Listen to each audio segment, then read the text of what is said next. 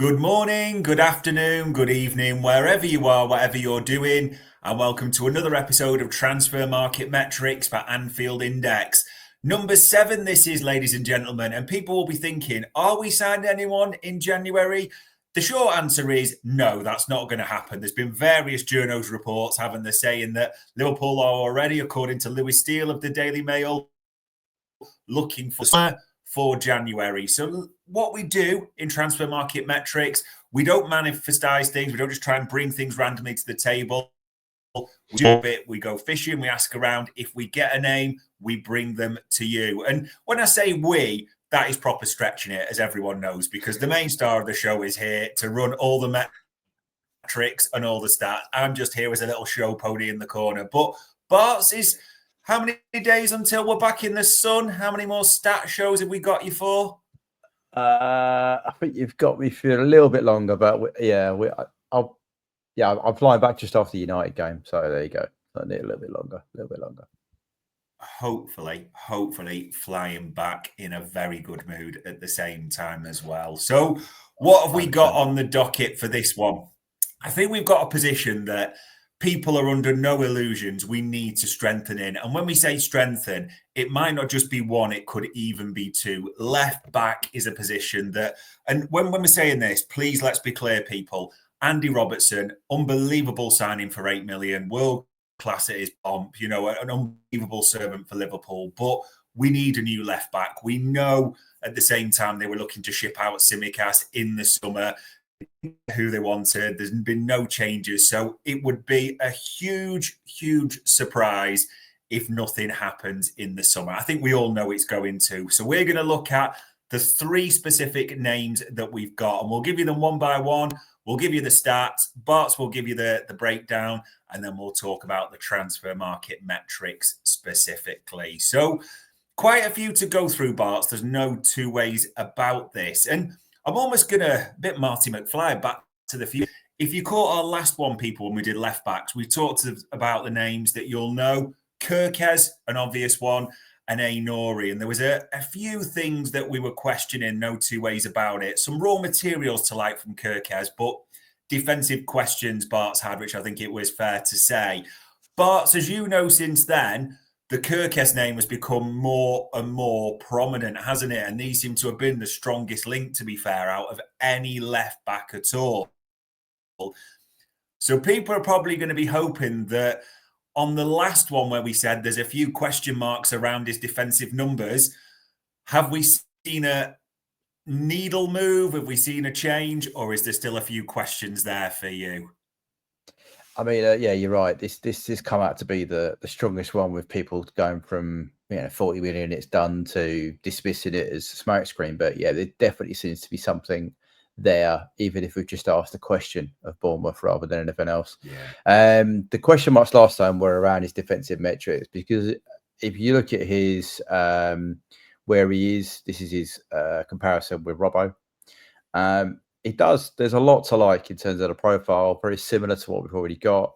And it's not a bad thing. We're profiling players for positions. That's what you should do. Any smart club should do, or you end up like United, where you don't. But the areas of weakness, I think we said, were aerials, which is lower than Robbo's.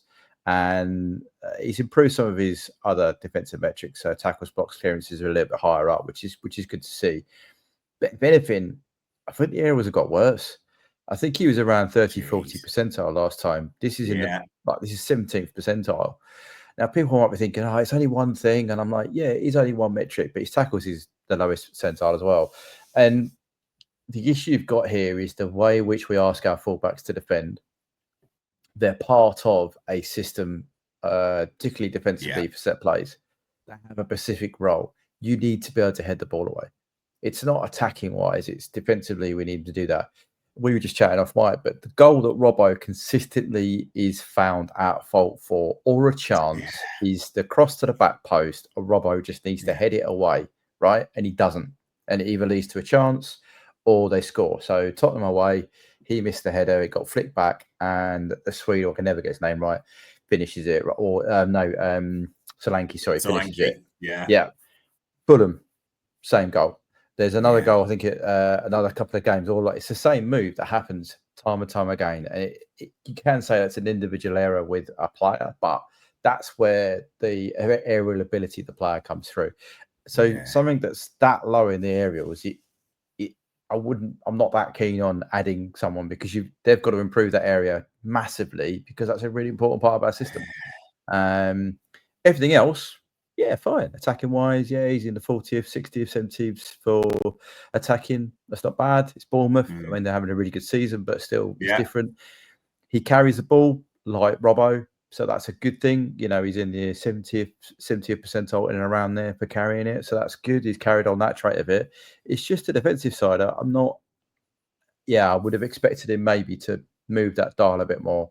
So yeah, I'm still, should we say, unsold on that one.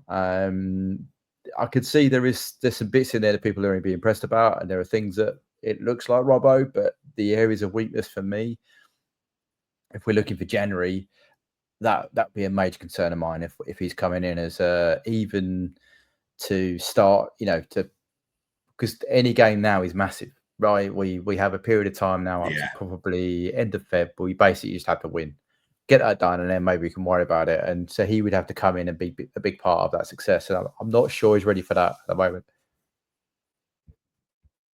And you're right. And if the summer comes and we can be selective then, well, we not that we shouldn't be anyway, but the options that are available, there's still just so many question marks for the rumored fee of 30 to 40. Yeah, Kerkez is still a few to underline, people, but everyone will have their opinion. So let's get into it, Bart. There's 3 that we've blocked today that we've got info on, or names that have been mentioned. And the first one is an intriguing one. Alvaro Carreras, because he was at Manchester United of all teams last season. Literally been doing very well for Benfica, left-sided defender, quite young, 21 years old. Now, our info on this, Bart, is that especially the analysts, like a lot of the raw attributes and the raw numbers with this kid. So I am intrigued to see how we're going to profile him. Yeah, as always, we'll start with where we are, which we look at the public stats. You get an F brief, anyone can do this, and then we'll flick to some more analysis that I've done for each player. So looking at defensively, so has he just had a look at Kerkez and say, I don't like the look of his defensive numbers? If you look at the exact one, which was a concern of me for Kerkez, Carreras is actually nearly in the 80th percentile for this, so he's better than Robbo in that area. Blocks and clearances, yeah, he's in the lower, is in 28th and 25th, so that's not great. That could be some of that is style of play, and he might be, so he's intercepting the ball, which means he might not have to put a block on, he might not have to do a clearance because they defend in different ways. Tackle is again, so he might be making the tackle, making the interception, which means he doesn't have to do the block or clearances. It can be a bit symbiotic, those 4 metrics, if that makes sense. But it's really pleasing to see his areas is really good. If you look at what he does with the ball, so not in terms of goal scoring, but what does he do between the thirds, should we say? Yes, we often talk about field tilt and how important it is for us to spend our time in attacking them in their defensive third. Well, we have to get the ball there. And one of our ways of doing that is through the fullbacks into our wide player or into midfield. So if we look here, he's typically in the high 80s, if not 90s. Passing, he's a slight edge on that. He's more of a passer than a carrier, but even so, his carrying ability is in the high 80s, which is really good. Like that's really good for a fullback. It shows you he can do both parts, so he can tuck in and invert and pass, or he can carry that ball into the final third, and that's a really good profile for me to look at. So what does he do though when he gets there? So non-penalty goals, he's in the 95th percentile for fullbacks. So this is measured against fullbacks. Shots, he's 74, so he's taking more shots than 2/3 of other fullbacks. Assists is just over half, so that's sort of 60%, if you like. He's doing well at goal shot creating action. So as a total, he's in the 75th percentile, which is fairly good. I mean, very good, if you be honest with you. Yeah. And if we compare that, overlay that with Robbo's in the red. Okay, so clearly here he is at the moment better defensively than Robbo. Yeah. There is a league tax, as we've said often. Like someone coming from an Eredivisie or Portugal, you will have a league tax to go with that. All right, and you have to take that into account a little bit. Yeah. But still, the raw materials there defensively are there, and his ability to take that into the final third and help us attack are there. Goal scoring actions and the rest of it are the areas where he's lower than Robbo, but he's higher than him in terms of assists, and he's higher, and it's the XG, so it's the ability. So stat me out. We often talk about that ratio of threat to XG. Yeah. So that's the bit that he isn't currently doing. He's getting into the areas to create threat, but he's not turning that into XG. So that could be opportunity, though. That could be, I mean, he's playing with a pretty dominant side, but I'm just saying to you, it could be the way they're playing, what they're asking him to do. And he might, so that might be an area that could easily develop when you do that. If you look at Robbo at Hull, there's no way he had these level of metrics. No. But he learned that side of his game and he did really well. So I'm saying to you, in terms of where I would start from profiling a left back, is the defensive numbers, first of all. And then are his attacking numbers okay? They're okay. They're pretty good. They're in 75th percentile for a fullback. That's more than okay. So we can probably build on that. Yeah. Does he help us get between the boxes? Yes, he does. More than better than most fullbacks in the 80th or 90th percentile. So for me, this is a good solid base to look at. Now, if we look at the individual stuff that we can look at, so here, this is his involvement in passing network. So he's up here. And again, this gives you an idea about how the team plays. So they're very deep. Right, so this is Benfica playing Bologna, so in Europe, so it's not in the normal league, so you can kind of, that tax goes a little bit because you're in European competition. So his base point for starting receiving the ball is in his own defensive third, which can give you a little bit of insight of why maybe he's not quite turning that threat into XG, because he's got to go, in real terms, he's got to go 6 boxes to go and have that impact, right? So that's something to be aware of. He is very dark. So the darker the circles here, the higher amount of threat for a team. Okay, so that gives you a good indication that a lot of the stuff does go through him. It's just from a deeper perspective what our current fullbacks do. If we look at his involvement in chains, he's involved in the low-level chains. So that's very much so anything less than 5 in terms of a chain, he's involved a lot in. Okay, so that's okay. That could be bounced passes out to get up the wing and then put a ball in. That's not a problem. You would normally expect your midfielders to be involved in a lot of possession keeping and your centre halves for us. So that's not. It's not. I'm not saying he's poor on the ball at all. We'll look at his individual bit. Just what they're asking to do at the moment. Some of the pleasing stuff for me is he's made 4 passes into zone 14 and the half spaces, which that's a good from there. That's good. That's probably better than our current fullbacks do.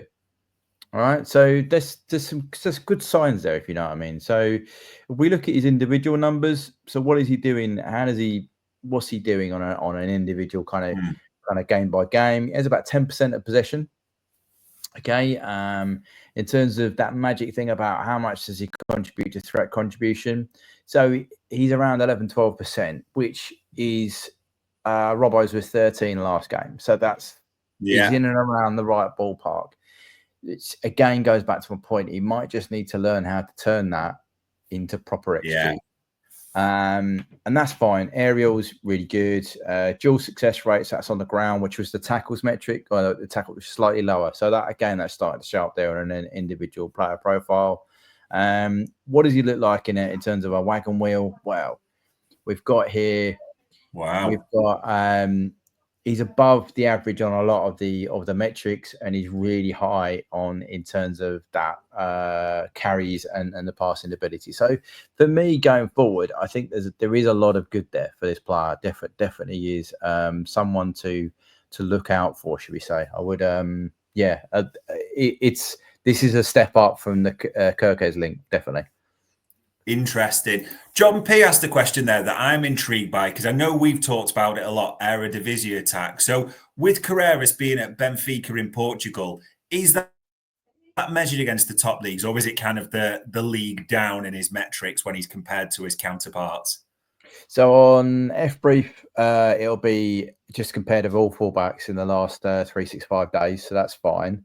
But if you are moving from a lower league to a top league, you do generally have to take into account like the Eredivisie tax is something like you have to reduce metrics by nearly 20%. The Portugal, I think it's about 15%. So there's I will, if I can find it, I'll post it. There's a link and it gives you a chart of where you are and what you generally need to do. The reduction, generally speaking, is in the attacking side of the game more than the defensive side of the game. So some of the issues that Cody suffered with moving from Eredivisie to Premier League in the first part of the season was he was getting really high XG and XA, but that didn't convert very well to Premier League, so he had to change his game. Whereas if you come in defensively, it's a little bit different. But yeah, so to summarise, the Portuguese league is in the tier below. There will be a tax involved in that, and it'll be something like a reduction of 15% in the metrics. But if you look at F-Brief, it takes into account all the leagues and gives you its performance against all of them in the last 365 days. Interesting. There you go, John P. And when we talk about Carreras, Barts, because I know people, the generals, as we do on transfer market metrics, he does have a contract with Benfica till 2029, so we'll have 4 years. He does have a buyback with United because they sold him to Benfica naturally. So there is a buyback apparently in there.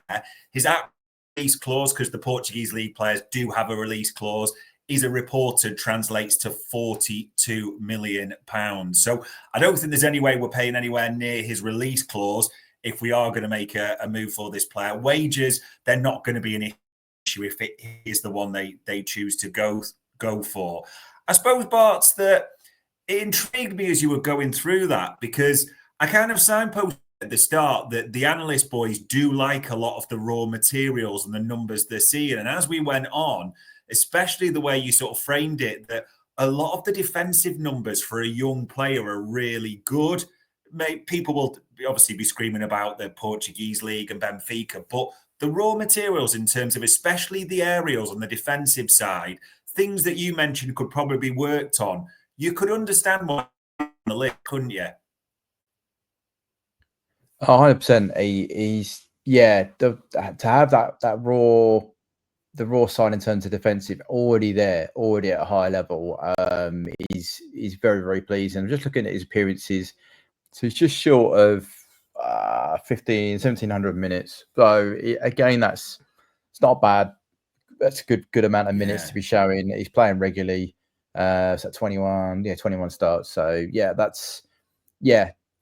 I think this could be one where if you don't buy him now, his value is going to blow up personally going forward, because it just, particularly if he carries on with those defensive metrics, people will always still want a fullback to defend first and foremost, or what a lot of teams do, and he's pretty good at that, to be fair. Yeah, there is a lot to like with this kid. We'll see if United get involved in that buyback. So that's the first one, and there is a lot to like to start with. The second one we've got on the docket for you, ladies and gents, a player that we've actually faced this season. People forget we did play Girona in the Champions League. So Miguel Gutierrez, a product of Real Madrid's youth academy as well, and we'll come back to them shortly. So again, I think it was an interesting one, Bart. When we played Girona, a lot of people were mentioning it, weren't they, on the commentary, that Liverpool have been linked with this. When I say kid, he is 23, so he is a little bit older than Carrera. So I am intrigued to see what this kid's stats profile like. So we'll start at the same place as usual. We'll have a look at the F-Brief. And I have to be honest with you, having just looked at Kerkez's defensive metrics and getting a bit concerned, these are alarming. I will try and give the boy some caveats. The fact that he has played in midfield a bit, all right, which is when he played against us, he played in midfield. So they tried to double up against Mo, similar to what who did we last play? West Ham tried to do. So they tried to play two fullbacks outside to deal with Mo and Trent, and you can argue whether it worked or not. But yeah, his defensive metrics there. This is against fullbacks, so he hasn't played enough as a winger for F-Brief to profile him in that manner to compare him against. So it will be diluted slightly, but these are still he's in the 10th percentile for aerials, clearances, blocks, interceptions, tackles. The only one that's decent is interceptions. But yeah, these are not defensive metrics that I would be saying, yes, go and sign this lad. Attacking wise, sure. Passes 90th percentile. These are all 70s and 80s. These are worse than Guerrero's, by the way. These are less than Guerrero's. You can argue whether the Spanish league is slightly higher than the Portuguese league, sure. But goal creating actions 82nd. I think Guerrero's was 75th or something. So it's not that much more. He's in the 90s, so he's probably having slightly more output in the final third than Guerrero's was. But in the middle part, I would say he's slightly below, because I think Guerrero's was in the high 80s, 90s, I think, if I get correctly, if I got that right. Let's have a quick look. Yeah, so here he is. He's in the 80s, 90s. When we look at Gutierrez, and he's in the 60s, 70s. So there's a marked difference there. And defensively, yeah, this is not a player I would be recommending, I have to say, just looking at this. This is in the last year.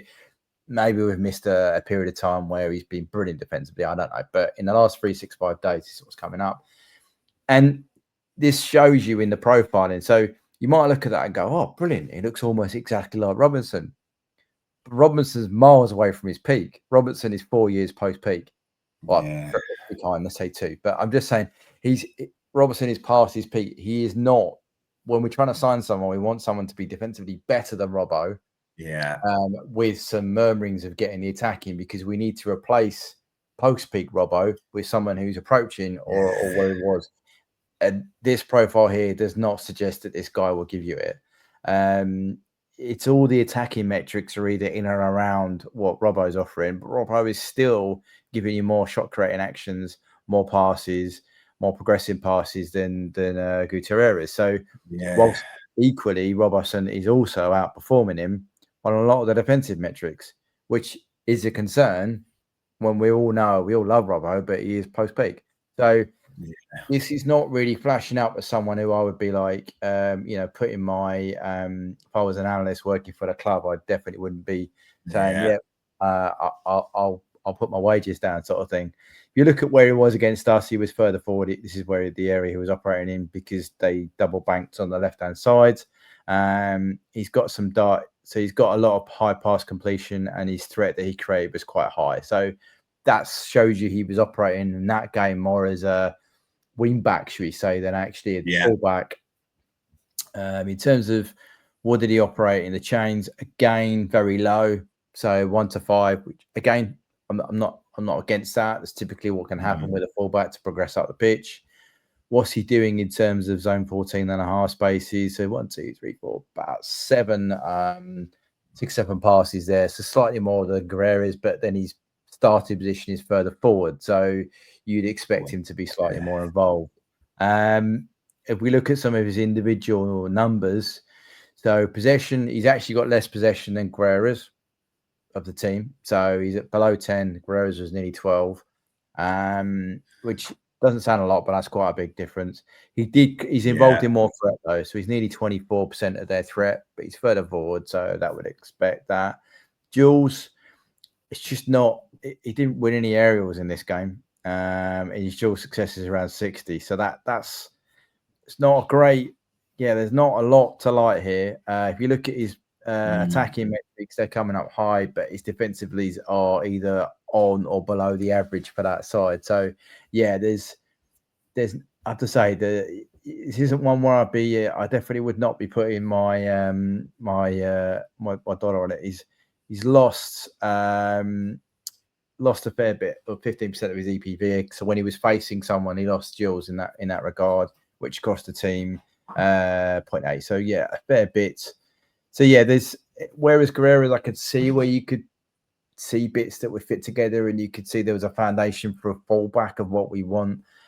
This one, I generally don't. I don't see why. From this data from the last year of data, I don't see where this guy fits in with the plan we would have for our fullbacks, particularly if we're being slightly hypothetical. you might be looking towards having a attacking fullback one side and a more defensive slots in as a centre half fullback type thing, or them both being able to do that. I'm not sure he's showing any signs of being able to do that, and his attacking output isn't that good that you could completely offset the defensive side of it. It's good, but it's not that good because the bits between the boxes are not in the high percentiles, they're in 60 or 70 rather than 80s, 90s. So yeah. To be honest, when you see him there, he is below sort of, as you say, Carreras in every single metric, below Robbo in most metrics. And if we were concerned about Kerkez's aerial side, it's the same there. I mean, John P asked a question that we'd spoken about this.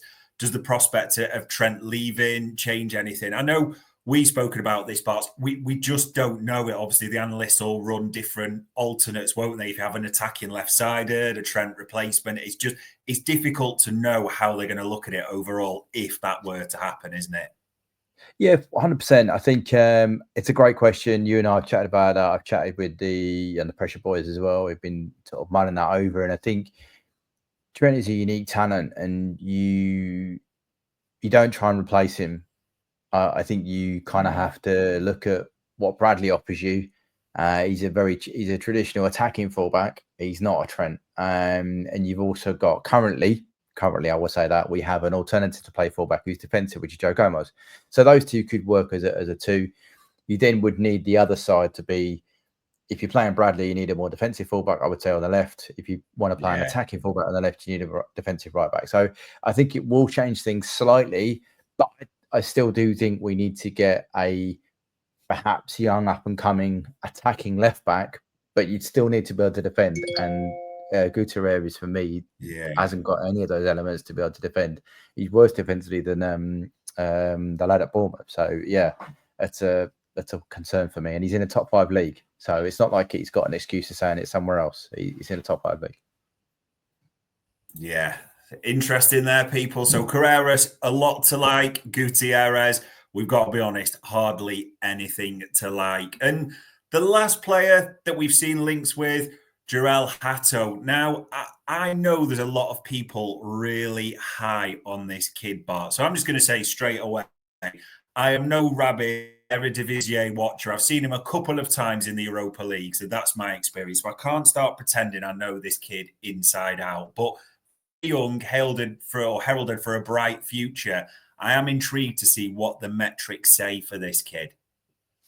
So the first thing you got to look at when you look at his profiling is that he can play fullback and centre half, right? And that's quite a special attribute. Remember in the summer, you and me did Colwell, and one of the reasons we love Colwell was that he's almost a unicorn. He can play left back and he can play centre half. And equally, really impressively in both positions. So if you can get a kid that does that, it gives you a lot of flexibility in that back line. In Cape, is it the guy from Leverkusen? He could play left wing back and he can play centre half. So when he played against us in the Champions League, he was a bit more deeper, but because he can play there. When he plays in the league, he plays further on the pitch. So there's lots of things, and if you listen to Transfer Committee Pod, they actually recommended signing him because he has that flexibility. To answer John's previous question, that's the profile of player that you could potentially go and get, because it allows you that in-game flex to say, look, mate, for this bit playing here because we're changing our right back, or vice versa. So, and that's something really important to look at when you look at this profile. So we look at fullbacks. He's a kid. He's not played. He's played 21 times. He's played 1,600 minutes. This is his debut season as well, from my understanding. Yeah, this is he's sort of a new, fresh, very green, 19. But attacking wise, considering he's got 2 profiles, he's in the 60. He's not that creative in the end box, should we say? But he's 77th percentile for non-penalty XG and XA. Shot created actions is in the lower, the really low percentile, right? So that's obviously an area we need to develop with him. But he's getting there. And what I would say, he's a very much a passer. So he is a progressive passing. He's in the 70th. He's in the 99th or 98th percentile for his pass completion and passes attempted. That's really good. that's exceptional. Like for someone who's young on the ball, because they're progressive, that shows you they're not all safe. So he's looking to break a line. He's looking to make that pass to be 20-25% closer to goal, further up the pitch. So that's a really good attribute to have as a young fullback. Doesn't carry the ball. And let's be honest here, that those are not. If we're looking to mimic Robbo, this is not the player to sign because he doesn't do that. But if we're looking to mimic some of the stuff Costas does where he inverts a bit more, or Trent, then this is some of the stuff he does to passing. Defensively, that key one there, 86th percentile for aerials. Bang, that's brilliant. That's exactly what you want to be signing, right? The others, if we go back to comparing him to Carreras, so Carreras was really good at tackles and aerial was not so great at blocks. If we look at where we are for Hato, so Hato, he's not awful. He's in the 60th or 50th for tackles and interceptions. So that's suggesting he's being proactive in going in the ball rather than dealing with it reactively with a block or a clearance. All right. So again, that's not too bad. Okay. It could be better. It could be more towards the 60, 70 percentile. But remember, it's his debut season. That's interesting. And the aerial is a really, really strong asset. Now, because he's got two profiles, let's have a quick look at him as a centre half. Wow. Centre half, he's not so great in terms of aerials compared to centre halves. Remember, the previous one was compared to fullbacks. This is compared to centre halves, so he's low, drops down, but tackles are really high. But as a centre half, you might not want to make that many tackles. You're generally in a bit more of a. So this is kind of what Konate does. So Konate is the proactive centre half for us. Yeah, goes and nicks it or makes a tackle. And then Van Dijk is the blocker or the clearance guy. Yeah. So that's there are some signs there, but the areas that's not. We wouldn't typically we have a go at Kwanzaa for not having a great aerial ability. That's worse than Kwanzaa. But if we look at the rest of his game for a centre half, passes, progressive carries, attacking, they're all in the 80th and 90th percentile. Well, that's again, that's exceptional. This is the kind of stuff that Joe, Gomez, and Konate do. Joe is a slightly better passer, and Konate is more of a carrier. So, but this kid does both for centre half, and therefore, in terms of what does he do in the opposition box? He assists and he has shot creating actions for a centre back in the 93rd percentile. So, having those two profiles shows you that he has a lot of strengths around him. Now, if we look at what we've done with the others, so Robertson's a red. The player we're looking at is blue. Yeah. So if I just make sure I'm on fullbacks, just to give it a pair, I think. Yeah. So defensive actions, he's actually tackles and interceptions better than Robbo, blocks better than Robbo, aerials better than Robbo, percentage of dribblers tackled better than Robbo. Right. So at 19, he's got some defensive metrics that are better than Robbo. Right. That's good. Yes, there are some real glaring holes in his profile, right? So progressive cat passes, yep, okay.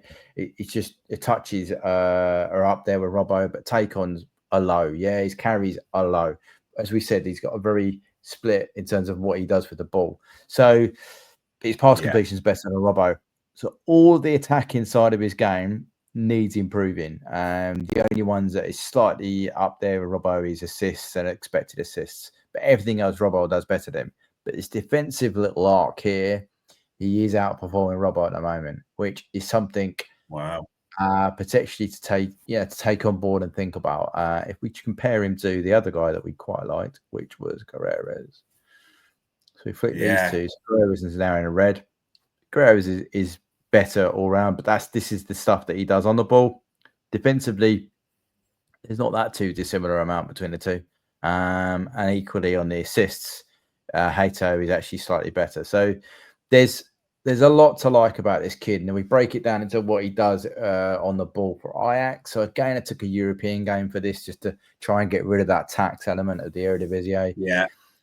And he's got some strong links. So they clearly trust him as a kid. This is a 19-year-old kid. So they're passing him. Yeah. As expected, though, he's not really involved in the threat creation, so he's dot white. Okay, so that's something to consider.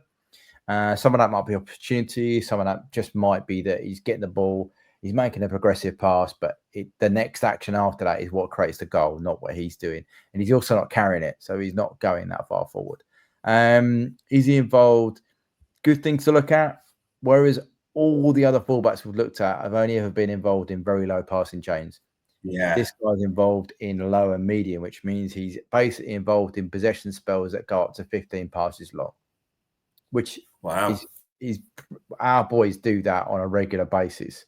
So that shows you he can be part of play to keep the ball. When we've often gone ahead, we then ask our back four to keep the ball, move it around, and still make. So he's part of that very comfortably. If we look at his involvement in terms of zone 14 and half spaces, straight away you can see there's more plots on here for a start. So he has got probably short of 10 passes there into those areas, which shows you the progressive ones and the passes higher up, its completion. So there's a lot of things to start liking about this kid, and he's 19. 10% of a possession for the team. In terms of what's he doing in terms of threat, it's low. So that's why his dot was coloured nearly translucent, because only about 3% of the team's EPV is down to him. But area was 100% in this game. Jules on the ground, as we saw, tackles is very low. So that's an indication in this particular game. But as we always look with his wagon wheel, outperforming a lot of his counterparts, very strong, very high, hang on with some of the others. That one, I can't remember what that one is, but EPV, that one is. So there's a lot, I would say there's a lot of raw materials, right? I'm not going to lie to you. There's a lot of rawness with him, but there is a lot to like. I won't look at EPV with him. We'll just look at defensive side about where does he appear for them. So this is the left-hand side. So defensive actions he would take a part in will be in these areas, which are 5, 6, 7. So there's about 20, just short of 15% of the defensive actions there on the left, which is fine, which is great. Which gives you an idea about where we are in terms of what's he let go through. So we're looking at what Lazio do down that hand side today. Lazio would have created they created more of a threat in the central areas here, 4-2-2-2-1, whereas the areas which Hato was defending at, he's done comparatively well, is at 2 and 5%, whereas his counterparts are at 10 and 15. So that's not a bad for a kid to be defending threat at that level and coming out in a good place.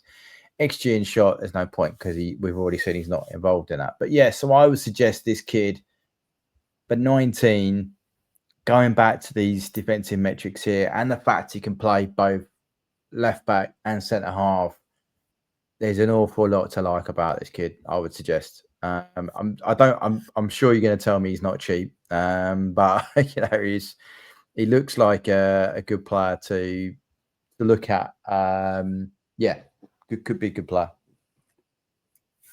It's a tough one for this kid because, I mean, he's got that contract extension now. He goes through till 2028. So we'll have 3 years left to go in the summer. So it's probably not as far as Ajax want to go. We all know, Bart, Ajax are a selling club. Ajax will be quite happy if a bidding war ensues for this kid. So he's probably the most difficult, you would say, to price more than anything. I mean, just because there are a few comments in that are late to the game, a lot of people think Hato will be good. And I know some people have named Nuno Mendes and different players. Just as we said at the nature of the show, we are only profiling left backs that we know have got some links or we've heard anything. It's not just a case of pulling anyone from European football. That's the only thing. And a lot of people are saying Alphonso Davies. We did say on the transfer show when we asked it that we had that Liverpool were interested, but they have no interest at the wages and the fees that Alphonso Davies is apparently demanding. And there's a big suspicion it's being used to negotiate a big renewal with Bayern Munich or a massive free transfer to Real Madrid. So that's why we're sort of putting it all together that way for you. I mean, I'm intrigued by this, Bart, because when we put those 3 names up, without being rude or dismissive to Gutierrez and Girona, I think we could just put a big red line through that. However, the other 2 are so intriguing because Carreras' defensive metrics are really special. There's raw materials there. Like you said, Hato, you've got to take into account he's a few years younger than Carreras. But as you said, left foot, can play centre back and left back is such a valuable metric in the current market, as we know. Such a young kid. It's almost like the metrics are there, the raw materials for left back and for centre back at this time. Are you steering in with Hato that almost if you don't get him now or in the near future, someone is going to go big on this kid and he could well turn into be an absolute star? I think he's. I mean, I don't know what the fees. What's the fee reported for him? Is it decent? I can't remember what he said, but I think he's worth. I think he's worth looking at for sure. I think because he covers two positions, he's not made the big move yet. The problem we had with Colwell in the summer was he was at Chelsea, getting a player out of the top four side to go to another top four side is very, very difficult. Whereas Hato's at Ajax, he's at Eredivisie. It's going to be easier to do a deal with them because that Ajax's model is still sell players, develop players and then sell them on. So I'm not saying it'd be cheap. I just think it'd be easier to get to him. I know there's a lot to like. I have to say there's a lot to like in that. I love the way you can play both centre half and left back, and there's strengths and weaknesses to both part of that. I think if you do buy him, you got to be aware that he will need training to develop that. But I think Slot has already shown that he can improve the current players he had. You know, I would never have, and I'm on record for saying I would never have thought Gravenberg would have had the impact he's had as plan of six for us this year, last season. So Slot clearly is very good at utilizing the tools he has as a coach. I think he does a lot of video with them and says, look, and develops the player. So I've no doubt that he could develop Hato at 19 as well. I think he's got a lot of the raw materials we'd be looking for to go forward. It'd just be down to whether they go and get someone more senior to play as well as him, because there is a scenario where both Costas and Robbo both leave. You know, there's those sort of scenarios, or one of them stays. And I'm not sure you'd want Robbo and Hato to be your two fullbacks, but then I would say that about Kerkez as well. I'm not sure you want that. So yeah, I think for me, there's elements here. I think Hato could be the one to go and get if you've got that little bit. You've made your big signings, and you've got another 30-40 million pound that you can go and get him, right? I don't think that would be money well spent. I do think we could develop it into something else. But if you're asking me, if it's just a straight swap for what we've got, Carreras for me is probably the one that would make a little bit more sense because he's got all the defensive attributes right now. I would have no worry about him going in and playing. That's probably where I'm at. But Hato, I think there's a lot to like about him. I really do. And I do like, as I said, I do like the fact he can play centre half and he can play left back. So yeah. Yeah, there's definitely people, whatever anyone thinks, there's two players to like there for different reasons in Carreras and Hato. And I know people will be high on Hato because they'll see the links with Virgil van Dijk. It's known that Virgil van Dijk is his hero. He has got 5 Dutch caps as well. So naturally, there's a captain that can get into his ear at the same time as well. So it will be interesting to see. But there we go, ladies and gents. Interesting names, interesting profiles. Gutierrez, I think we'll cross him off the list. We said Kerkez, he's still got those defensive concerns. But the two that we profiled today, Carreras and Hato especially, there is a heck of a lot to like, a lot of raw materials for players that are young. So it would be no surprise whatsoever if they were involved in the reckoning come the summer. We will have to see. The final one, because I knew this would come up. Bart, I'm sure you'll be the same. Anton Robinson, Liverpool. I know he's done very well for Fulham. We hate being derogatory of any player. Liverpool are not going to sign a 28-year-old fullback from Fulham. It's just not going to happen in terms of profiling. Not a chance at all. No, I mean, there's even talk that, Al Nori at Wolves, isn't he? He's moving towards the end of a profile of a age. They just, if you look at what they typically do in terms of, I'm saying Edwards and Hughes, they would be looking at the lower end. I mean, Hato's even probably just before they'd normally look at, but because he's come out this season and broken through, they're looking at it. But generally, it's that early 20s look. It's the number of appearances typically and the number of minutes played that they will look at. They're not going to sign a 28-year-old. They're just not going to do that. That's going to cost you 30 million, 30, 40 million pound. They're not going to do that because it's going to give them 4 years tops of performance. It's going to cost you significantly more wages than going and getting a kid, a relative youngster, to go and play. And there's no resale value. So one of the problems that I think the change in sporting leadership, should we say, at the club in the last 4 or 5 years is you typically a player like Andy Robertson, they would have looked to have moved on probably 2 years ago, and when there's still a bit of value to sell on him. And I love Robbo, but I'm just saying when a player starts coming off peak, hitting towards his 30s, you would look to move him on, to a bit like they did with Mane, moved him on, and you still get money back for him.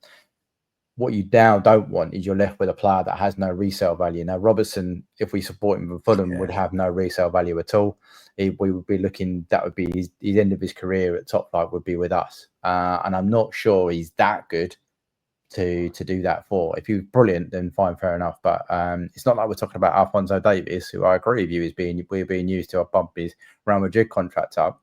But that's, So for me, he's a good player, but I can't see us signing a 28-year-old.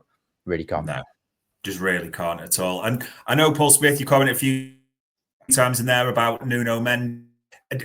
Being honest, Paul, we've not heard anything around Nuno Mendes linked to Liverpool at all. As we always say on this show, it's not about manifestation signings. If we hear anything, then they'll come onto the profile and the docket for us. So might be a target, but not going to lie, not one single thing that we heard on Nuno Mendes. So there you go. Left backs galore. And I know people will be saying, what about Ainoure and Kerkez? I'm afraid you'll have to go back in time to listen to them because we did profile those before. But that, ladies and gents, is all the left backs that we've got on the docket. So as ever, for the time, the insight, for the analysis, and for getting everyone excited about both Hato and Carreras, Bart, much appreciated. No worries, anytime. And ladies and gents, that was another Transfer Market Metrics for Anfield Index.